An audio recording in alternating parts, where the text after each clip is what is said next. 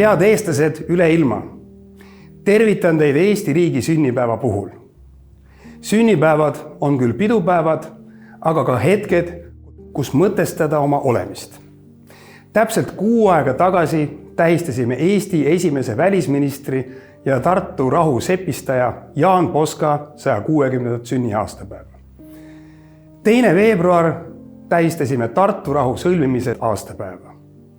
Just Jaan Poska ja tema kaasaegsete töö Tartu rahu nimel tõi Eestile rahvusvahelise tunnustuse ja lõi tugeva aluse meie riigile, mille 108. sünnipäeva me täna tähistame.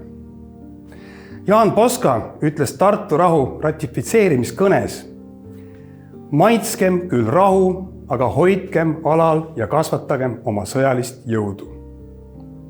See tõdemus on täna ajakohasem kui kunagi varem.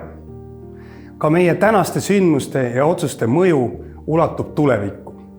Suuresti just praegustest tegudest sõltub see, milline on meeleolu Eesti Vabariigi aastapäevadel 10 aastate pärast.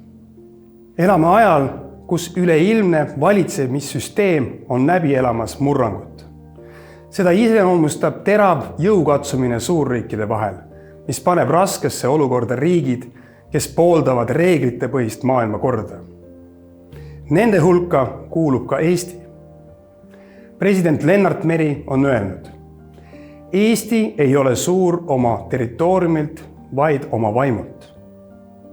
Ning meie kohus on praegu kõikide laudade taga, kus asju otsustatakse, just seda ärksat ja julget vaimu näidata. Meie riigi sünnipäev jääb meile meenutama, et just 24. veebruaril 4 aastat tagasi alustas Venemaa täiemahulist sõda Ukrainas. Me toetame ukrainlasi, kes võitlevad ellujäämise eest iseseisva ja tervikliku riigina, ning see on ka meile ja kogu Euroopale eksistentsiaalne küsimus.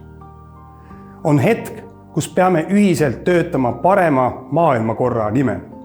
See aga tähendab, et Eesti loo rääkimine kõikjal maailmas on muutunud veelgi olulisemaks.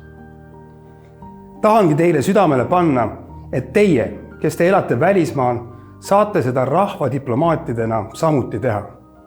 Mida rohkem Eestit maailmas tuntakse, seda parem meile kõigile. Meil kõigil on südamel see, et meie andekad ja ettevõtlikud noored välismaal ei kaotaks sidet Eestiga.